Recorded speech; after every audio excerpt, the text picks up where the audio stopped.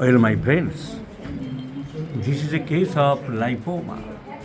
A big lipoma, that means fatty tumor, at the left side of the neck, over the shoulder area. The patient has come from the Khulna district of Bangladesh. খুলনার কোথায় থাকেন? ডুমুরিয়া উপজেলা রংপুর গ্রাম। রংপুর গ্রাম।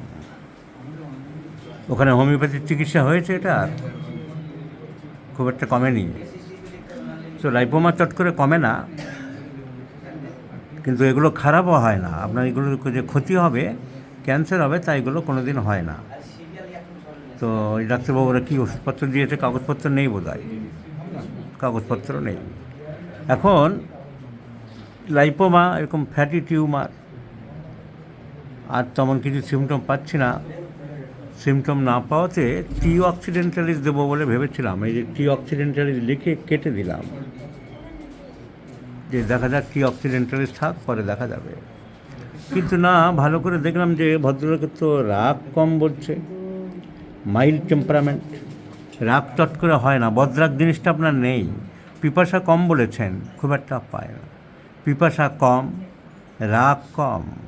আমার এখানে লিখেছে, ডাক্তারবাবুকে sticking করেছে, disagree two fatty foods.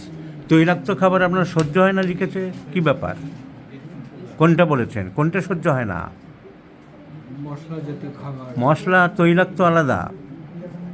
বাদাম, নারকেল, দুধের জিনিস, পায়েস, পিঠে, এসব কোনো অসুবিধা হয়? এগুলোই হয় না। তাহলে ফ্যাটি ফুড লিখলো কেন? কে লিখেছে কেসটা? দীপক বাড়ি কোথায় গেল? মশলা খাবারের কথা বলছি, ও ফ্যাটি ফুড লিখলো কেন?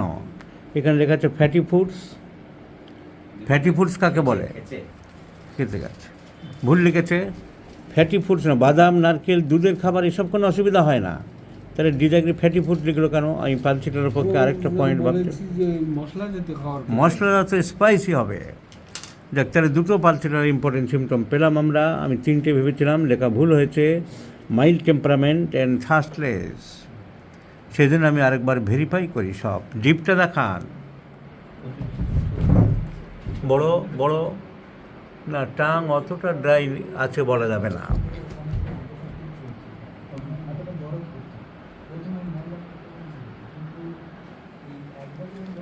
টাং অতটা ড্রাই আছে বলা যাবে না। আপনার চোখে আমদানি হতো কখনো? না। আপনি আপনার একটু গরম বেশি বলেছেন। আপনি ঘর বাড়ির দরজা জানলা খোলা রাখা পছন্দ করেন না বদ্ধ রাখা পছন্দ করেন? খোলা রাখা পছন্দ করে। So prefers open air. তাহলে লাইপোমা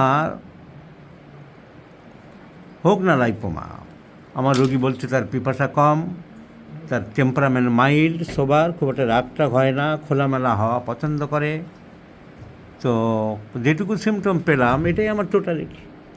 টোটালিটি মানেই 30 পাতা হতে হবে তা তো নয়। আমি তো পাচ্ছি না আর কিছু। তো pulsatilla is the choice of medicine. এই পালসিটেরা লাইপোমাতে কোনো উপকার করে কি না আমরা দেখব। সাধারণত লাইপোমা যেতে চায় না, তো রোগী ডিমান্ড করছে পালসিটেরা। আমি পালসিটেরা দিলাম সকালে একবার করে, 1 2 3 4 5 6।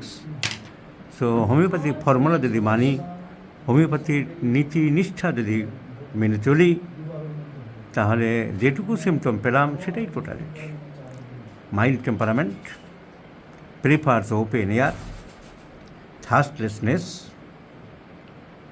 All these symptoms go in favor of particular nigricans. So I have given this medicine once daily in the morning for 4 months and have advised to the patient to come after 4 months to see the follow-up or result.